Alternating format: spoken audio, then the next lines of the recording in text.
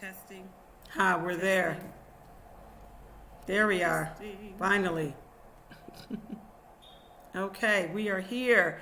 Wow. Okay, I think y'all can hear us now. There's always some challenges with the YouTube. We love you, YouTube. We love you, long time. All right, y'all. We talking about protesting tonight. We're gonna have a candid conversation about protesting, and I tell you, I'm again, and I'm sure it's gonna go a whole bunch of different ways. Y'all know when Seven and I get into a conversation, it gets a little extra. I still hear a little echo there. Still hear an echo. When Seven and I get into a conversation, it goes there. So we appreciate y'all hanging in there with us as patients of these technological issues. I guess everybody is on social media, and it gets like that sometimes. But we're talking about protesting tonight, y'all. So much stuff going on, and we just want to come at you a certain way, and you do your own research and draw your own conclusion. Right? I see you nodding over there, Seven. I know we having a little sound issues, so we're having to kind of go back and forth here so you don't get that echo, y'all. Um, there's a little echo. Okay, so we're gonna start off with protesting. So Seven, today I found out that a video was just leaked about his name is Carlos Ingram Lopez. Y'all look it up. Carlos Ingram Lopez. Okay. Uh, what just happened with him was back in April.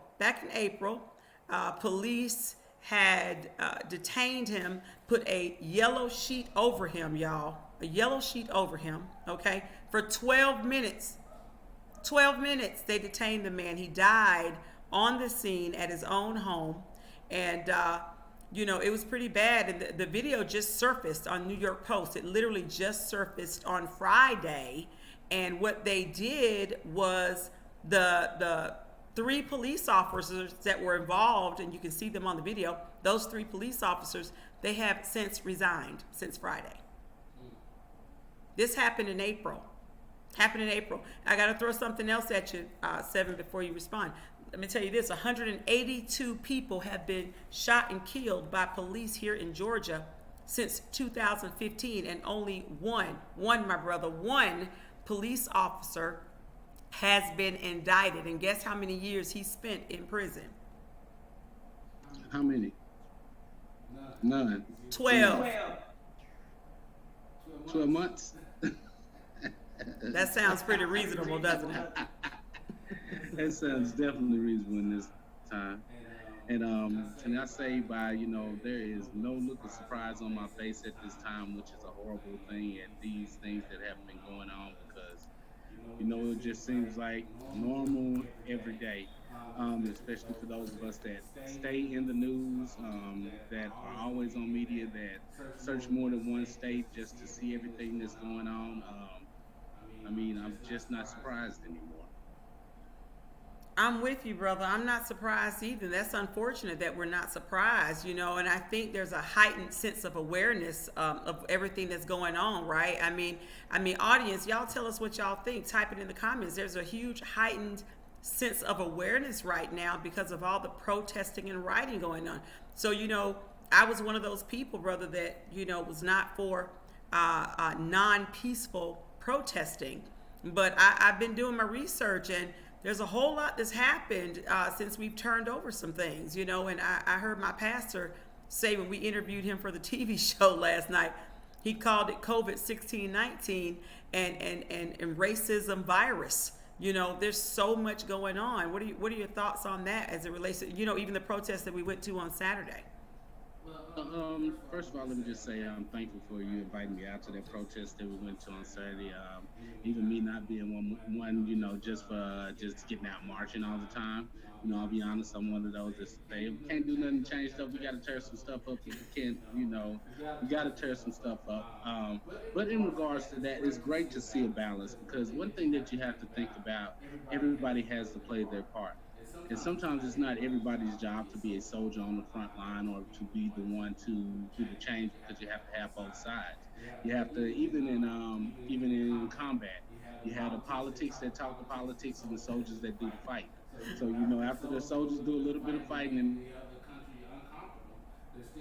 making the other country uncomfortable. There still has to be somebody who is able to diplomatically come to the table, and still speak. So, this time what we got was a good balance of both because, they're off guard. You can't be made to let them feel so comfortable because if they're comfortable or the powers that be are comfortable, the change will never come. But we can't also make them feel so afraid to talk that they won't sit down and talk because of everything that's going on. So, I think I'm just proud of this balance that's going on, and actually standing with both sides because, it takes one on one side and it takes both sides to get the whole. Wow, that's real talk. That is real talk. You're right, and everybody plays their role, just like you said. That's what I love what you said, and quite frankly, that's what makes us all a great team in this whole pandemic. Okay, we've had a racism pandemic for 400 years, and it's still happening. So it took something like this is going on right now. We God bless him. George Floyd's life and death was not in vain. I mean, for us to wake up, you're right, and so we all play our own part. We stay in our own lane, and I gotta tell you, brother, I gotta say it. I'll say it right here. You got me reconsidering. The way I go about protesting. I'm not saying I'm gonna be the one lighting matches and all that stuff. That is not I. I'm in that other lane. But I tell you, I'm going about it a lot more vocally, a lot louder, a lot prouder. Okay, understanding that protests and rallies have to happen. Okay, I'm not that person again. I'm going to destroy anyone's property or anything like that. But I don't think I'm going to go out there and whisper this time. So I hear you loud and clear on that, and it was a great experience to be out there. I'm a member of the NAACP, and being out there, with our people. When I say our people, that means our melanated and our non-melanated sisters and brothers out there fighting for change. Because one of the things you and I witnessed on Saturday is that if none of us, if all of us aren't free, nobody's free, right? It's got to be that we're all fighting a good fight for that thing. And I'm gonna let you say something because I know we're playing with this whole mute gig thing, thingamajigama. So I'm gonna let you say something. I got to talk about some things that have truly happened since we have been protesting on a consistent basis. And I don't even think people knew about Carlos Lopez. That's a whole other thing that we should have been. That tells me we should have been protesting back in April. I'm just saying. What are your thoughts, brother? Well, as we said last week, we should have been protesting many years ago. It just had to reach to a boiling point now to where it got to the right type of protest, as we say. If you're going to be on the front line of the ironing out process, like I like to say, the democracy process or the speaking out process where you're trying to mend bridges. Sometimes that force that you're trying to get to move has to be you have to be able to say sometimes, look, I can only hold these youngsters back so long, before they start tearing stuff up. So we need you to give us something, or we're gonna tear up. Diplomacy, that's the word that I'm looking for. Yeah. So nothing has ever came without force. America did not become what it is as a country by force, or nobody who has ever got their independence didn't get it without some use of force, some use of saying that I will burn it down. I don't want to burn it down, but I will burn it down. And there are not people like me that are going to sit at the table with you and talk it out with you. Some people want to hold those just for actions. Now I have the power to hold those with the actions back just for a little while, as long as you give them what we want. So, but I'm just proud now. Forget about the past. I'm just proud now that we're reaching this boiling point at some point. Now to get things done and change becoming so prevalent. I'm sad for the lives that we lost. The Ahmaud Arbery's, who was the first one to make sure that they put together some kind of a racial law in Georgia. Listening to the governor of Georgia saying that there was no law on the books that that went for racial violence. And I thought that was a national law myself because I thought it was terrorism. I thought all race threats Wow. were considered nationally, terrorism. After so many bombings and things came along, I thought that was an act of terrorism nationally. But to find out that Georgia didn't have a law on the books for it was just surprising to me. It makes you want to go back and look at the laws. Right, right. You know what? You just made it. You just said something critical right there. It makes you want to go back and look at the laws. So, when we're out there protesting, and I've been protesting and being an activist and advocate for many, many, many years on many different scales. And I'll tell you one thing that it has caused me to do, it pushed me to do, is research the laws. Research your rights. Okay, research. We gotta research. We never know if that could be us, on the sidelines, being pulled over, being chased, being shot. We just never know. It could happen to anybody. And also, let me go back to one other thing you just said, is I believe that the enemy, and that's whoever the enemy is, and I got to say it as an evangelist, okay? Whatever the enemy meant for a bad, okay, there's so many lives that have been lost, so many things that have happened, so many stuff's been destructed and burnt down. I mean, there's a lot of things that were meant for bad.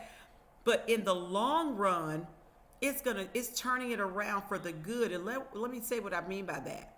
We are having some tough conversations. We are researching the laws. Like I said, for me, I researched the Atlanta police law. What is considered unnecessary force? What are my rights when they pull me over? What can I say? No, you cannot search my car. No, I will not get out the car. No, I will. There is some things, y'all, you got to research that stuff. It's not the law. It's not the police law. It is the law. It's the law for everybody. Okay. So what the enemy meant for bad, God's in the midst of all this stuff. Just to hear me clearly. And so He's turning it around for the good of those who love Him and are called according to His purpose. And my people are people that are trying to be free, that are fighting for the rights of all, that are fighting for human rights, okay, the human race, okay. He's turning it around for our good. And so I believe all of this is going to incite you, our viewers. It's going to really incite you to go out there and do some research. I did it, y'all. I'm telling y'all, I got a whole bunch of it written down here. I'm going to say it in a minute after Seven gives his response. But I want to tap on that, some things that have happened since we've been protesting peacefully and unpeacefully. And I want to tap on, some of the rights that we have. And then you go back and do your own research. That's what it's all about here on ImPowered Mission TV. We want you to just kind of think about this thing and go back and do your own research and just be more educated, about what's going on. Yeah.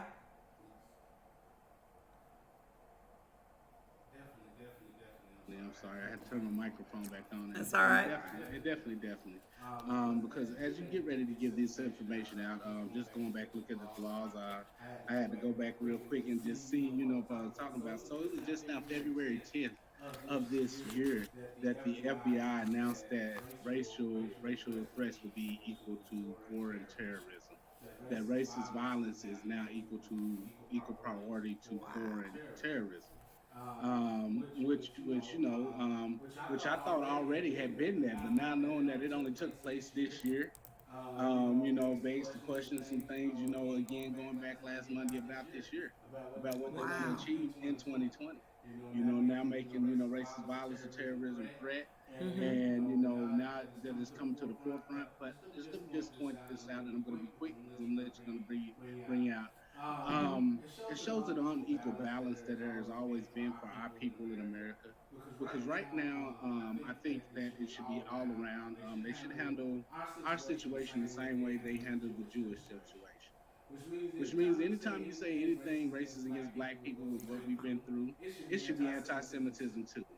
You get what I'm saying? Yeah. Now, we know a certain group that has been protected all this time. That if I just whisper something about it, Come I'm on. liable to a lawsuit. I'm liable to jail, through their leads.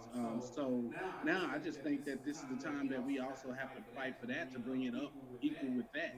And, just show America, there's going to be balance. And we want the same harsh punishment and the same rights that others have been getting who have been slaves, said they were put into slavery themselves, knowing that we have been slaves and been tossed into American concentration camps. You Wow. know, so to know those laws there weren't there for us, you know, now getting to it, like I said, I'm happy that, you know, that we're getting into it now, but there's still a long way to go into getting the equal treatment that we, you know, totally deserve as a people. Wow.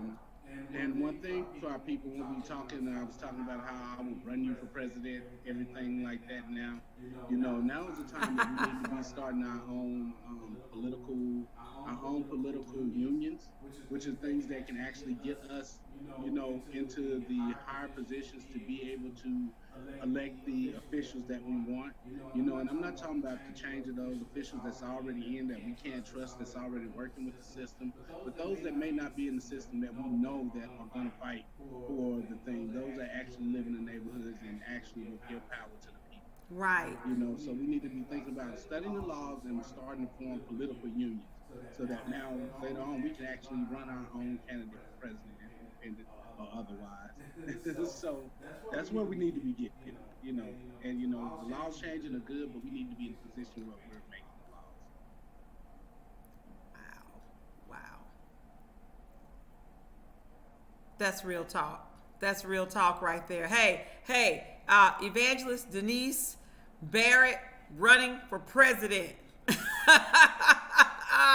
I am running for president. I said it right here, right now. I heard it. I heard you loud and clear, my brother. I will be. In fact, we need somebody, like I know we were talking about this. We need somebody in office who knows nothing about all this stuff. And I'm pretty close to knowing not too much about. Listen, because there's so much taintedness out there, okay? You know, and if I can get out there and do a little bit of entertainment, I mean, you know, surely if we have come together for all of this rioting and protesting, surely you all can come together and vote Denise Barrett as president. Okay, I think anybody can do much better than what's going on with that number, cuatro, cinco. Yeah, 4 and 5.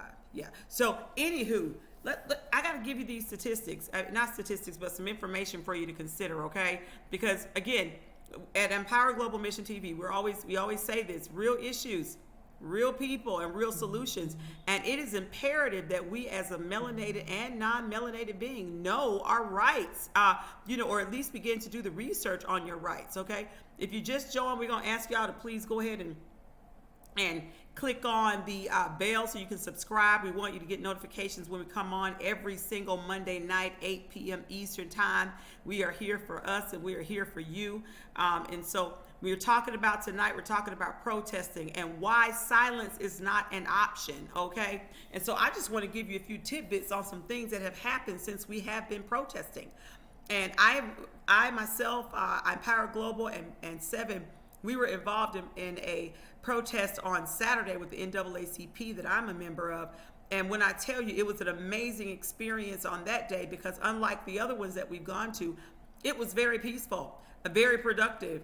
Many of the families of the victims of police violence were there and they spoke. I believe we captured some of it on social media.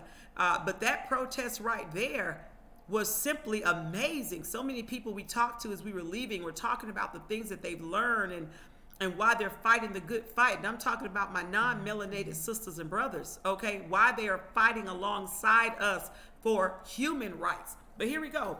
I got to throw this in here real quick, Seven. If you wave your hand at me, let me know you got something to say. I'll mute so you can come on in, my brother. But within 10 days, hear me clearly, 10 days of the protesting that wasn't really peaceful, okay? Within 10 days of George Floyd's death or his murder, okay, Minneapolis banned the use of chokeholds within 10 days. Now, mind you, we have had 182 people. Come on, God. Oh, my God. We've had 182 people killed by police here in Georgia since 2015.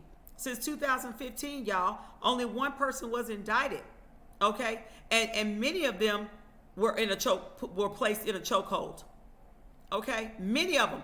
But within 10 days of the protest after George Floyd's murder, Minneapolis banned the use of chokeholds, okay?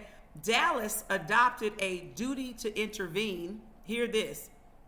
rule that requires officers to stop other cops who are engaging in inappropriate use of force. Now, that just happened. Now, imagine if that right there had to happen, this quote unquote duty to intervene rule, back in April, also April 21st, when our brother Carlos Lopez was being taken down, knee in the man's stomach for 12 minutes. And that video just surfaced. He died at his own home. And those three policemen that were involved in that, they have resigned as of Friday when this video leaked out. So imagine if that right there was adopted. Now, it's great that many of these cities are adopting these rules. However, we've got 18,000 law enforcement agencies. You think about here in Georgia, we got the Cobb County, City of Atlanta, Fulton County Police, Clayton County Police. We got all that, okay? So it would be great to see all of these rules are national, or for the states. Come on, 45, or wait, he's gone. So, December, whoever's coming in December, we need to do so. Anyway, I won't go down that rabbit hole seven. But here's a couple of more things. This is the hard stuff that we really cannot measure right here. This point right here. The really difficult public and private conversations that are happening about race and privilege. You can't measure that. It is truly priceless that now we're having conversations openly with our non-melanated sisters and brothers about racism, entitlement, about inequalities with housing, inequalities with employment, right? Inequalities with health, with the health system. We're having real conversations about that. We're having discussions like one of the Mexican restaurants here in Georgia, where there was two parties there, y'all. Just like last week, I believe, a party of my non-melanated sisters and brothers, and a party of our melanated sisters and brothers. And the waiter charged a 26% gratuity on the black and brown folk, okay, but didn't charge gratuity on the non-melanated folk. And the non-melanated, my sisters and brothers, they got really upset about that. And so they said something to the waiter like, okay, is this traditional that you charge for some and not charge for others? And the waiter did this, y'all. He said, so he winked at the non-melanated brother, and it was an outroar. This brother put it on TV, told the owner, and as soon as he told the owner and the TV station came down and interviewed, this waiter quit.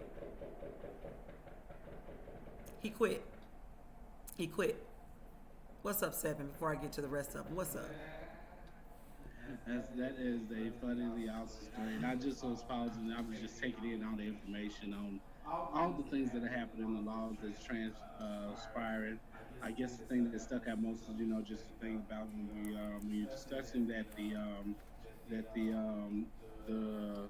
law that's requiring the other officers to say something if they see another officer doing something, and it's great and give hope. I always have to say that it's a long fight on that, because it has to start with the police. It has to start with the police unions.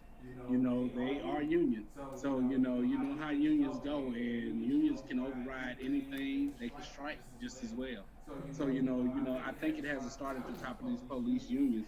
Now, what's sad about it is that national law can't intervene in state law, state and even local law sometimes. So, with that, it would be benefit to make it a national law, but then there'll be cities, states like Alabama that I'm thinking that will fight against it, and the Mississippi's that still are going to have a hard time changing. Louisiana, these places where the law about Texas, places where these laws are.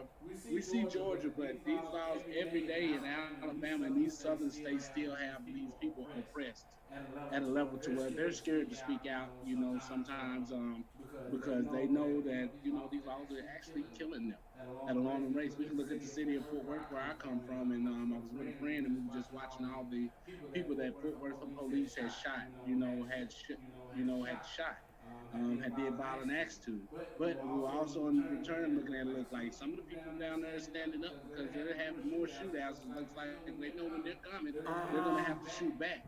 But what about these other? Where I can dig Georgia because Georgia is Black Hollywood now. Minnesota, these big cities Yeah. that have very very much national attention.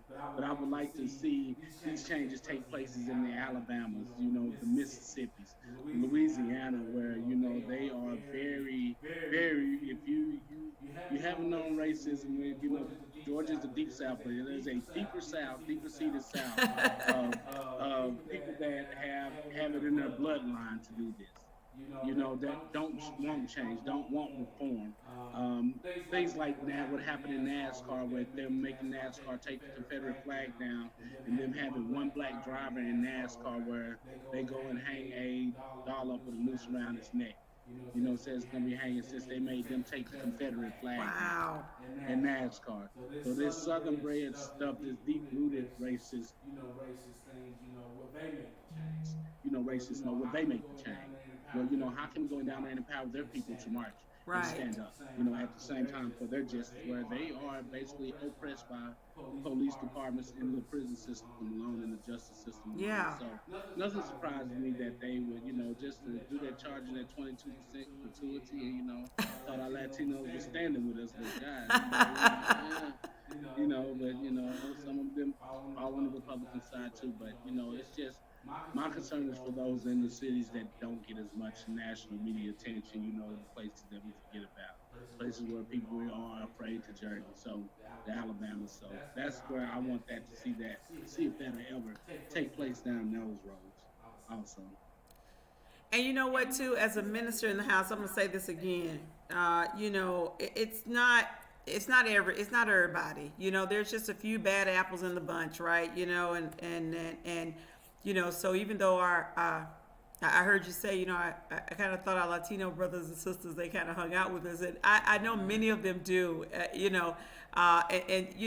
I know I could tell the owner of that restaurant was just stunned and stuck, like, wow, but it happens, and I thank God for people like our non-melanated, our white brother who stood up and said, this is not right. Like, yeah, we're really not just throwing the race card out, brother. This has really been happening for 400 years. And it just keeps bringing me back to, when I go back and I look at, and y'all should research this, the Elaine massacre. I think I said something about it when we first started, but you really need to go back and look at that thing. A lot of people don't even know that happened. A lot of people don't even know that we've had 182 killings here in 5 years, And so I commend that white brother who was like, listen, this is not right. He didn't say I'm calling the popo. He said, I'm about to call the media. and this was not fake news, okay? This was real news. And he basically said, look, y'all, I had to experience this for myself to be like, whoa. And the guy gave him a wink, like, really? And it's not uncommon. It's not uncommon, and that's why we protest. That goes back to where we started. That is why we protest, and that is why we have to continue in season and out of season, okay, to unite, to come together, to protest, to stand, to speak up, to hold your signs, to speak your piece. And what I mean by speak also is in our walk, okay? All you got to do is Google, to find out what's going on. Where are the protests and rallies? What bills are about to be passed? How you can affect those bills being passed? What are your rights? And I'm going to talk about what your rights are if you get pulled over. We're going to talk about that in a minute. And then please, please, please Google it, because you have rights when you get pulled over. You have rights. You ain't got to do too much of nothing, okay? And so we need to talk about that. We need to be safe, but there's some things that you need to know. And your attorneys will tell you this. You can pull it up. The police of Georgia law that many of the citizens don't know, the residents of Georgia don't know. You need to know. Okay? Because it's just a matter of time, I believe, before the tables turn. Right now, we're protesting them and all the bad seed out there. But pretty soon, they might try to turn on us and start protesting. You never know how this thing could shake out. So you got to know what your rights are, family. You got to know what your rights are. And Seven, while you dabble on that for me real quick, I'm gonna get these together real quick because I want to throw out 7 things that you need to know that are your rights. Well, I think you can go ahead and go into them. Go ahead. You said the best already. Know your rights. Only thing that I have to say about that, as they're giving bills, you see what they're giving you and see what they're taking away at the same time. You know, you got to watch them both equal on both hands sometimes. See what they're giving and then see what they're trying to take away. Mm-hmm. You know, so that way you'll have a say-so over it. Because a lot of times just when they're giving you something, you think they're giving you something, they can be taking away something at the same time. So read and understand those rights fully at the same time so you'll know what's on both sides. So see what's being repealed and then, you know, see what's being pushed forward. That's all I have to say on that. Love it, long time. I gotta tell you this real quick. So here's a couple things, and you can go look this up yourself. I mean, lawyeratlanta.com, your legal rights, lawyeratlanta.com, your legal rights. They didn't pay for this advertisement. I'm just saying, just go there and pull it up on your own, print it out like I did. And there's a whole bunch of other things that you can pull up. And there's also, you can also go and do your research on the police law of Georgia. Police law of Georgia. It's a whole PowerPoint, y'all. Save paper and add 2 pages to one sheet for a sister. But that's exactly what I did. And I've been kind of studying through this thing because I want to be able to educate the people that I mentor. Along as I'm learning, I'm learning and I'm passing that on as a legacy. So our children know and our young people know when sometimes they running, they don't stop in the hustle and bustle to get information or let it seek in. So as we're learning, we leave the right legacy, right? So we want to teach and train. But let me just give you a couple here. When a police is at your door, okay, they have every right to come and knock on your door and ask for a chance to talk to the individual. This is commonly called a knock and talk. Y'all, they got a name for it. It's called a knock and talk. The individual also has the right to politely refuse and close the door. I just saw a video, 33,000 views. The man kept asking the police to step away from his door. He could not come in. The police proceeded to put his foot in the door ajar. They eventually pushed through and went in, and there was nothing wrong because they received a fake call. Okay? But the bottom line is, we were not saying cut the fool, okay, just keeping it real, but you politely refuse. If you don't want them to come into your home, you say no. That is your right, okay? It's called a knock and talk. That's it. But when you say no, you cannot come in, that is your right. That's your first right, is to not talk to the police. That's your first right, okay? This is real talk, real talk. And if they say that they're going to come in anyway, ask to see a warrant. Ask to see a warrant. Listen, it happened to Breonna Taylor. Don't act like it can't happen to you. They could be coming to the wrong door, thinking the wrong thing. Somebody call and say something about you, and they show up ready to go in. Okay, we think about our brother. I can't remember his name. He was here. I cannot believe I can't remember. Yes, Jamarion Robinson. Okay, shot 76 bullets here in Atlanta. 76 bullets. When you say overkill, that could happen to anybody. It could be just like going to Breonna Taylor's home. Wrong information. And you let them in thinking, they're the police. I gotta let them in. No, you do not. You politely say, no, you got the wrong house, brother. No, thank you. I don't want no Avon today. Okay. It's a knock and talk. It is a knock and forced entry into my home, my private property. Next, the best option, welcome in or polite refusal. If law enforcement officers come to a person's house to investigate them for a possible crime, or if the individual thinks law enforcement is there to discuss a possible crime, individuals should very politely tell them that they do not wish to talk with them at that time. Okay, it's important that you don't curse them out in any way and do all that. Okay, they typically are there to do their job. Typically, okay. Somebody done called and said something. Typically, I see you face 7. I know I'm about to let you say something in a minute. Okay, when you are stopped on the street, they cannot search your car without a warrant. The only time they can search your car if there's reasonable cause, like they hear somebody screaming in your truck or something, okay, or they see something in plain sight, like, and we've seen it on TV, the bag of cocaine or something like, they see something that's alarming, okay, they can point. They cannot open your door. They cannot make you get out. That is against your rights. They cannot search your car without a warrant. You politely say no, and you begin to videotape. You begin to videotape when you see that blue light, whatever, come on. Okay? But you got to know your rights. Vehicle search, you got to know your rights. Personal search, you got to know your rights. They knocking at your door, you got to know your rights. Okay? You got to, like I said, we ain't got to cut a fool, because with all the things that are going on, we don't want to fall for the hype. We want to make sure our children and our young people know that as well, because they do have rights. And listen, just because they put you in handcuffs doesn't mean they get to put their knee in your stomach and step on you and kick you. And like they did our poor buddy Carlos Lopez, throw a plastic blanket over this dude. Not blanket, a plastic covering or whatever over him, and kept their knee in his stomach until he died after 12 minutes back in April. That we didn't even know about. This is on New York Post, y'all. So know your rights. Somebody videotaped that thing. And not to mention, the body cams had it all, and it leaked on June 26th. Okay? So know your rights. Know your rights. Brother, what you got to say? We're coming in for a close here. No, that was absolutely right. All that information was awesome. It's super awesome information, because these are the things that people just don't typically know. In dealing with them, I'd say it'd be beneficial for every person of color to get some kind of handy cam within their car, or some kind of camera within their car, because you don't even have to. If you can record what's on your own property, just like they run their body cams. You don't have to tell them that you're recording. You can already be recording. I think a lot of mistakes people make is tell you, well, I'm recording on phone too. A lot of times you don't even have to let them know you're recording.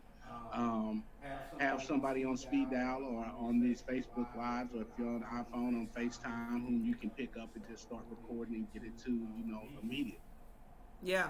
You know what I'm saying? Somebody you can get it to immediately, so that it can be streaming, so that it can be seen. Because they will, you've seen the videos where they say, hey, turn off the cameras. So have these cameras. That's against your right.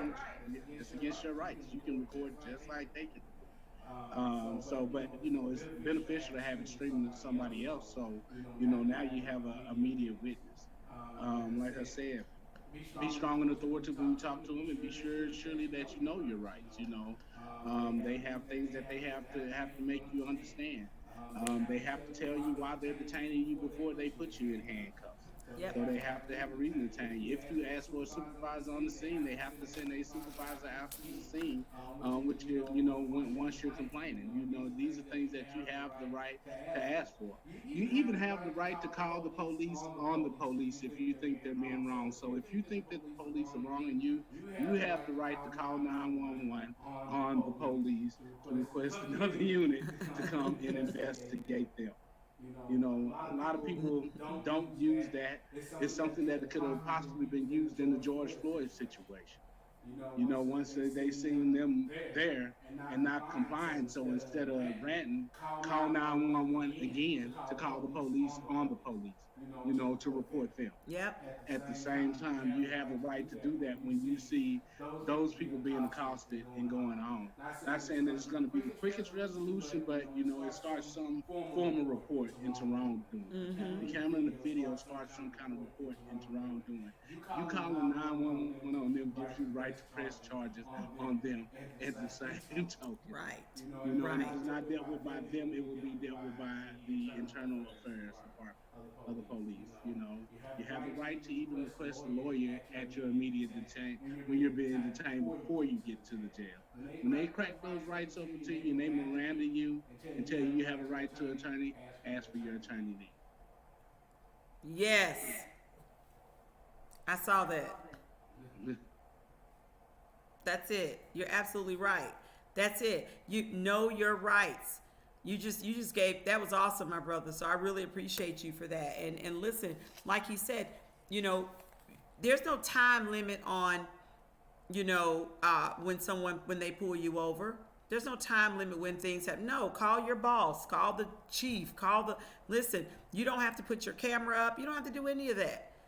Don't touch my car. I'm asking you not to touch my car. I'm going to make this phone. Keep your hands where they can see your hands. Okay, you don't want to give no reason, especially when you know your rights. You become a slight bit of threat to some police, not all police, but some policemen. And it's all about, we just want to make sure, again, real issues, real people, real solutions. We just want to make sure that everybody does their due diligence to be safe and they're sharing this information. This is something you want to have. This is pillow talk, y'all. This is dinner talk. This is Sunday at Grandma and them house talk. This is talk in the church parking lot. Well, not in the church parking lot just yet because we're still on shelter in place a little bit over here. But, this is in the grocery store line talk, like real talk, like real. Like, what are your rights? This is the stuff that we talk about. And, I was telling my sister girl earlier today when I talked to her every day. Now we have a hot topic that we talk about every day. And it's really challenging each and every one of our minds, So, yeah, hot topics with your girlfriends. No gossip, but some hot topics. This should be one of them. Do you know your rights? Have you talked to your family about it? It could happen to anybody. It happened to Arbery when he was jogging. Okay? It happened to I believe Alton, he was just selling cigarettes, selling CDs, okay? It's happened to people at the grocery store. It happened to Brianna. She was in her bed. Bless her heart. My God. It could happen to anybody. You could just be going to the store, driving up the store, your headlights out, and all hell breaks loose. My God. So, we got to talk through these things. Have the conversation. Have the conversation. She speaks with power in her voice, okay? Mama and them. Y'all, let's start to talk. Let's start to talk to our nieces, nephews, grandchildren, chill them. The neighborhood, chill them. Everybody in the ministries, call them up. Say, let me tell you, baby, you're going to be driving in another year. Let's talk about your rights. Let's talk about what's responsible driving. Let's talk about what the police, their duties are and what your responsibilities are and what your rights are. Let me explain to you why we protest. Because there's an awakening going on. There's a shift going on. And we will be heard. You let them understand what no justice, no peace means. Help them to get it. Okay? Don't let them feel oppressed like we have felt as melanated beings for the last 400 years, that we have no right to speak out.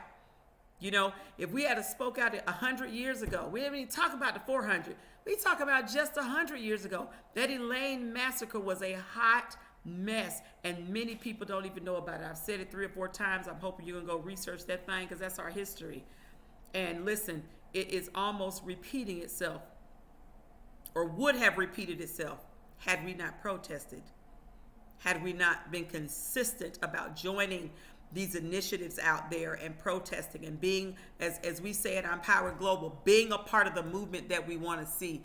And brother, it's so great to have you here. It's always great to just talk to you anyway. You're just super, super wise, super knowledgeable. And so we always have some challenging conversations, and we never really agree all the time. But that's all good, because as long as we get this information out to our family, and maybe it's just something else that we learn from them and they learn from us, it's all for the greater good, right? And so I'm going to ask you to close out for me. Say your parting words before we close out, because we're coming at the top of the hour. Not many parting words. I would like to say that we agree pretty much on everything tonight, because, right is right and wrong is wrong. Right. No matter how you look at it. So there's no arguing right or wrong. Right. And, truly these people have been wrong. Inform yourself. Know your rights. Stop standing around. Just a little bit of empowerment. You are the majority, and law enforcement is the minority. So if forced to protect and serve you, they will be. So, right now they're on the hot seat. If you decide to ride and tear up stuff, they can't stop you, because it's always going to be more of us than it is of them. So, we just have to be strong and state in our rights, get to know your city officials, get to know who to talk to, um, elect the right ones. Just see where, people stand on certain things. And like I say, like, it's best to know your rights, but always have that backup plan because they're gonna. I've seen many videos where they argue the rights that even when people are telling them their rights, Mm-hmm. you know, they stand firm and I am a police officer, so always do your best to draw a crowd. That's what I always say. Draw some onlookers. Draw some attention to your situation. If pulled over on a highway is not a high-speed chase, you have the right to pull over in public property. And that's one thing that I've always done. If I can leave some people with that, when pulled over by law enforcement officers, pull Mm-hmm. over into a very highly populated area if possible. Take Don't your drive. time to Yeah, get because there. you have the right to pull over somewhere where you feel safe. So take your time. Don't high speed chasing, but drive yourself to a busy parking lot. Don't get caught on the side of it because if you're not comfortable pulling over on the side of the freeway, it's just dangerous. You can use that. Just pull over somewhere where many people can see and that where they have to do will be in plain sight. Put your hazard lights on the Yes. way to that and just drive at the speed limit. Even if you need to put it on cruise control to get there. That's how we roll. So, family, we're glad that y'all were here. If you can mute for me, Seven, I think we got a little bit of an echo there.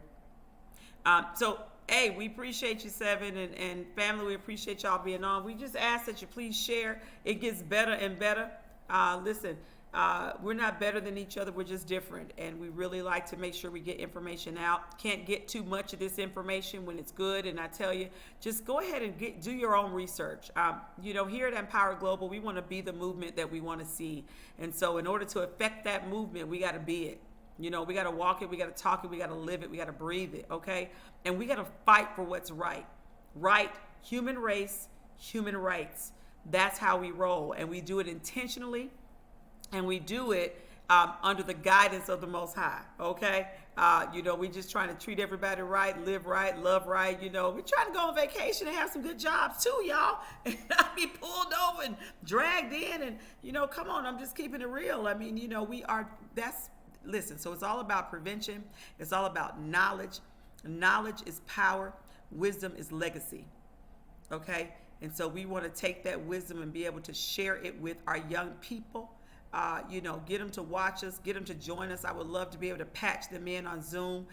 Next Monday, we've got Macros Nora, who's going to be online with us. An amazing, he's from Nigeria, here in the States, and he's doing an amazing job covering so many world events. And so we're going to have him on next week, Seven and I, and we're asking any other young people that want to join on Zoom with us on that day, just send us a holla, and we will definitely join you in. And I know you've got a good word for the people.